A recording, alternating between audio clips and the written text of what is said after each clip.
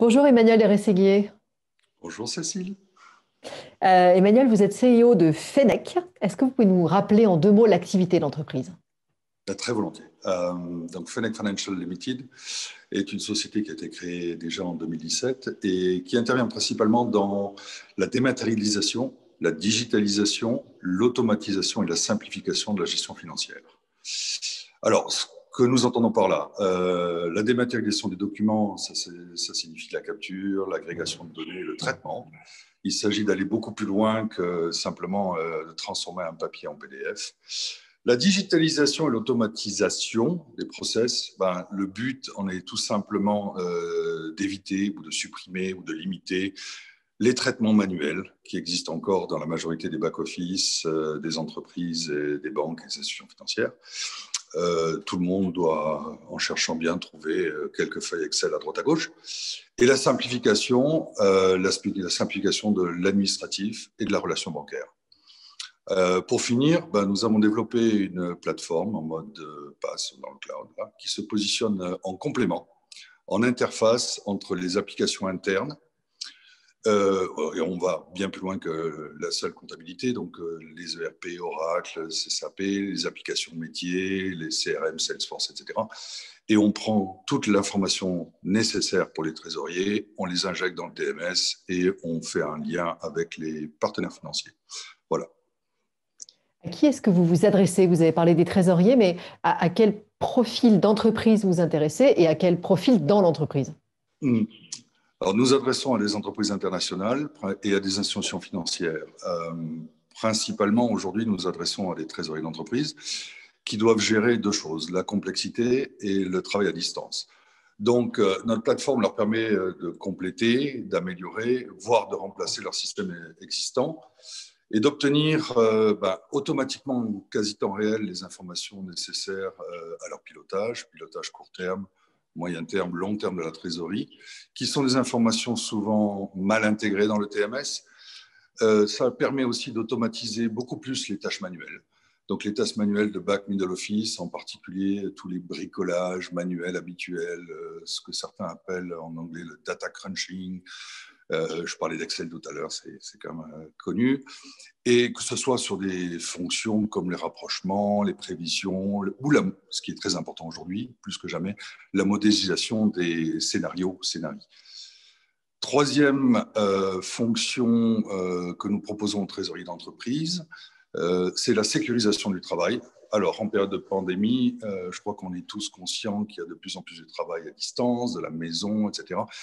Les échanges de données dans ce cadre-là, par email, par outils collaboratifs, etc., ne sont pas particulièrement les plus sécurisés. Et également, il est important, surtout quand les gens travaillent à distance, de s'assurer du bon respect des règles et des procédures internes, ce que nous automatisons également. Enfin, je parlais de simplification. Simplification de la relation bancaire. Nous permettons aux trésoriers plusieurs choses. Ça va de la réduction drastique du nombre de comptes bancaires, l'harmonisation des process, quelle que soit la banque, parce que ça peut changer de l'un à l'autre. Des choses comme la centralisation de trésorerie multibanque en target balancing, le self-service, l'optimisation du financement, gestion des devises et des risques. Les trésoriers, les financiers d'entreprise ont eu une année 2020 très difficile. Alors, si vous deviez leur donner deux, trois conseils pour aborder au mieux 2021? On va tout d'abord reconnaître qu'effectivement, l'année dernière a été très dure pour tout le monde et pour les financiers d'entreprise. À titre personnel et professionnel, en plus des inquiétudes évidentes, légitimes, sanitaires et humaines, nous avons dû, en 2020, nous adapter tous, en toute urgence, à une nouvelle situation. J'ai l'impression, si j'écoute un peu les trésoriers d'entreprise et la presse, et vous-même, Cécile, que les urgences ont été relativement bien gérées, en particulier en matière de sécurisation de la liquidité, et on commence à avoir un petit peu de recul. Et il est malheureusement raisonnable de penser que la situation actuelle va perdurer.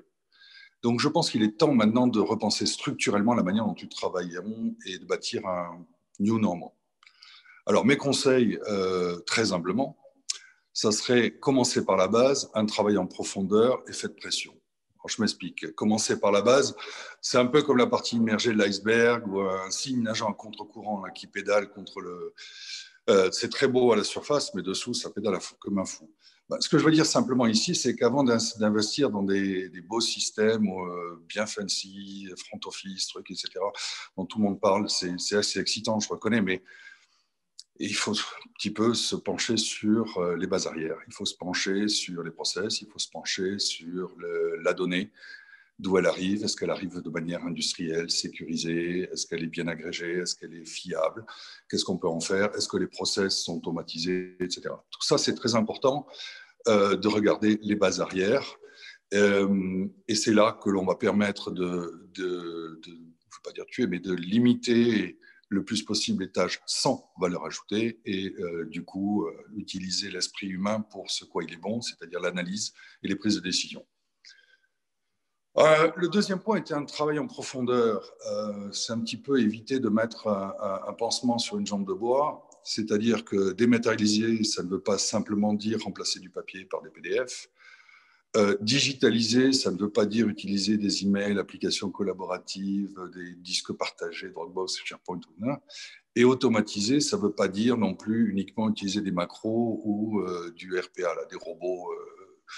Bon, je pense qu'il faut vraiment aller plus loin. Il faut industrialiser les entreprises.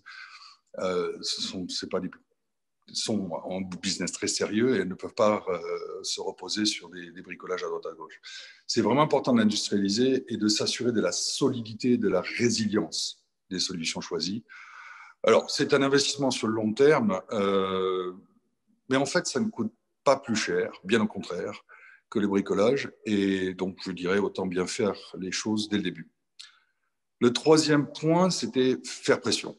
Alors, faire pression sur les partenaires internes, comme les partenaires bancaires, pour qu'eux aussi avancent sérieusement dans leur approche digitale. Par exemple, dans votre interaction avec vos banquiers, je pense qu'il faut aller un petit peu plus loin que remplacer du papier par des PDF signés par DocuSign.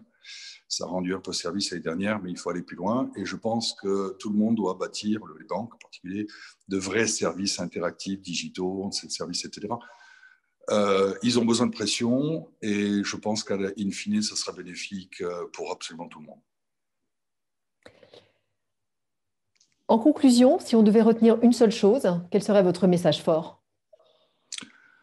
En conclusion, je dirais, il ne faut pas aller sur les trucs à la mode fancy, bien un truc. Je pense qu'il est important de regarder le front office, mais surtout, il est très important de se pencher sérieusement sur les back et middle. C'est logique, on commence par le commencement. Ça assurera une meilleure efficience de l'activité, des systèmes existants, des investissements, et ça valorisera définitivement le travail des collaborateurs. Je pense que maintenant, c'est le bon moment pour cela. Merci beaucoup, Emmanuel de Rességuier. Un grand plaisir, Cécile Desjardins. Merci beaucoup. Merci à Hervé, merci à Vianney et merci à toute l'équipe d'IVR Souffnet que nous supportons ardemment.